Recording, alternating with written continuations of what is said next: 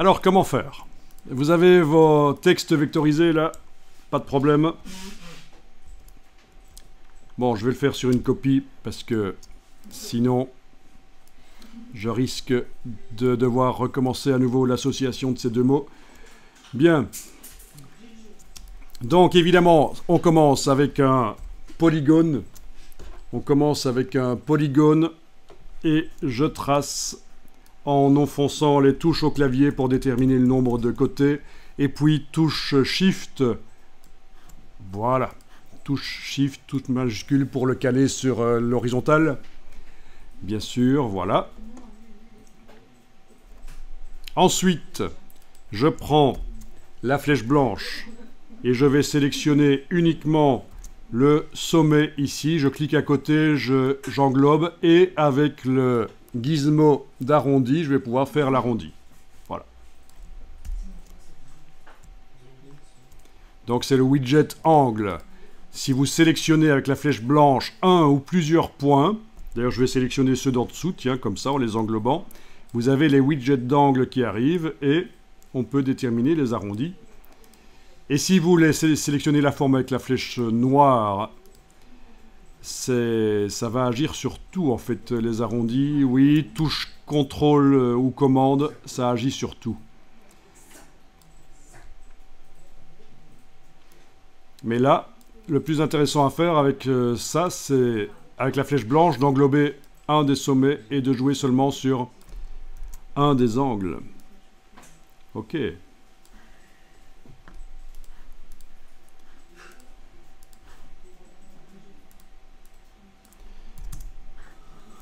Alors pour obtenir l'effet de texte qui passe en négatif, tu as testé avec quelque chose, Martin?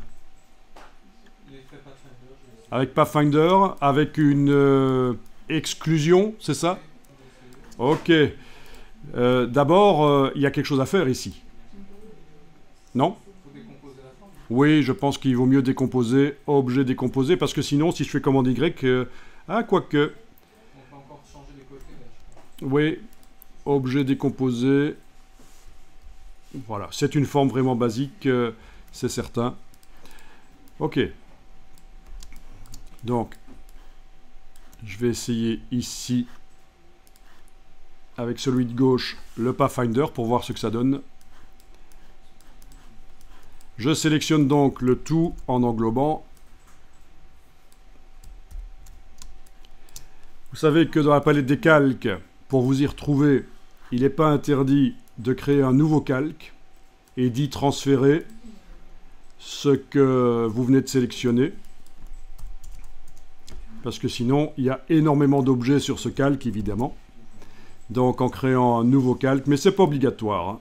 En créant un nouveau calque avec le signe plus dans le bas de la palette des calques, je transfère ce qui est sélectionné, je verrouille le... et je peux même enlever l'œil en face des autres, mais non, je vais garder l'œil. Mais en tout cas, voilà, sur un calque, j'ai les trois objets et c'est quand même un peu plus facile pour s'y retrouver. Ok. Tiens, c'est resté un polygone dont le nombre de côtés est modifiable. Il indique polygone, oui. Par le... Moi, je l'ai enlevé, mais chez vous, oui. Ah oui, tu l'as enlevé comment? J'ai juste fait Pathfinder Réunion. Ah oui, Pathfinder Réunion pour le finaliser. Parce que c'est vrai que ici, là, en fait, dans le panneau propriété, le nombre de côtés peut encore être modifié. Bien vu. Eh bien, on en apprend tous les jours. Cette technique du Pathfinder finalisée sur une forme seule, figure-toi que je ne connaissais pas. Voilà, bien vu. Donc j'en apprends tous les jours. C'est ça que doit être l'enseignement. Ça va dans les deux sens. C'est un laboratoire. Ok, donc c'est un vrai tracé. Bien. Alors donc, il y a peut-être quelque chose qui serait intéressant à faire pour la suite.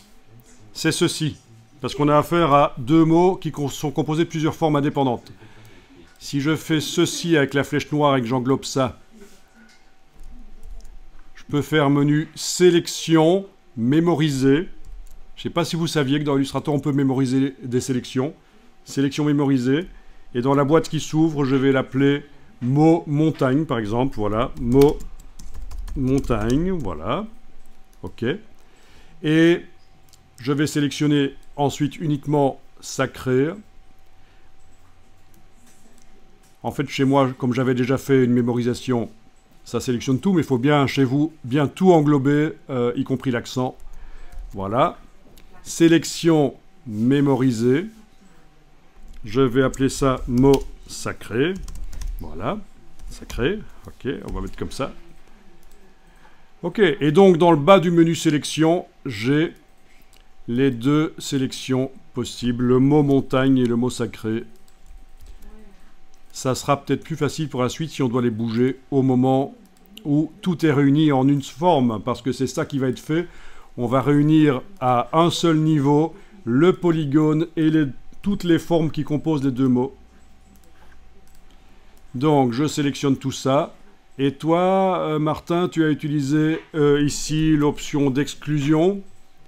Oui, avec un filtre exclusion. Un filtre exclusion, c'est-à-dire...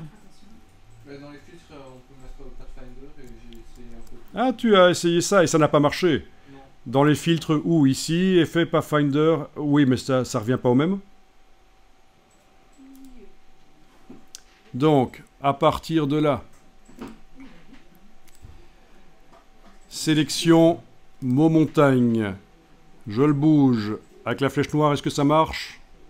Oui, mais en fait non, ça marche pas parce que ils n'ont pas été réunis en un seul en un seul objet. Si on veut un effet d'exclusion, il faut absolument qu'ils soient réunis en un seul objet. Je réessaye, je sélectionne les trois et je clique cette fois-ci vraiment sur le bouton. Ah, ça m'a fait un groupe. Et dans le groupe, j'ai des tracés. Voyons ce qui se passe si on déplace le mot montagne. Donc menu sélection mot montagne. Il veut plus sélectionner.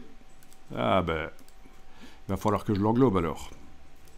Avec la flèche blanche plus, puisqu'il fait partie maintenant d'un système. Voilà.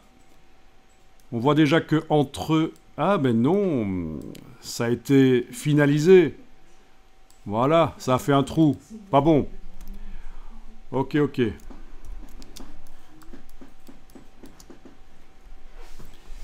Donc, moi, j'ai utilisé une autre méthode, en fait. Donc, je vais déverrouiller le calque d'en dessous, créer un nouveau calque, sélectionner ces choses-là, transférer sur le nouveau calque, verrouiller les autres calques. Voilà. Donc, la technique que j'ai utilisée, c'est l'ancienne technique, avant que le Pathfinder existe, quand on voulait faire de l'exclusion, c'est objet, tracé, transparent, créé. Objet, tracé, transparent, créé. Donc la montagne et les deux mots sont sélectionnés. Objet, tracé, transparent, créé. Je vais voir ce qui se passe quand je déplace le mot montagne à l'endroit de la montagne. C'est parfait. On a le T qui n'apparaît pas en exclusion. Mais c'est pas grave. Tiens, je vais peut-être mémoriser cette sélection. Sélection, mémoriser la sélection. Mot montagne 2, je vais mettre, voilà. Je vais sélectionner aussi le mot du dessus. Sélection, mémoriser.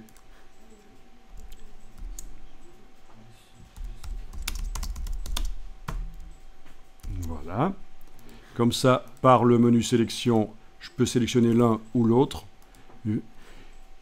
Qu'est-ce que j'ai obtenu dans mon calque 3, là, quand j'ai fait objet tracé transparent créé? J'ai obtenu un tracé transparent. Donc vous savez ce que c'est un tracé transparent dans Illustrator. C'est plusieurs objets au même niveau, et là où ils sont, ils s'excluent. Ils font des trous. Typiquement, quand on a vectorisé le texte, là où il y avait des trous dans les caractères, c'est un système d'exclusion qui fait ça.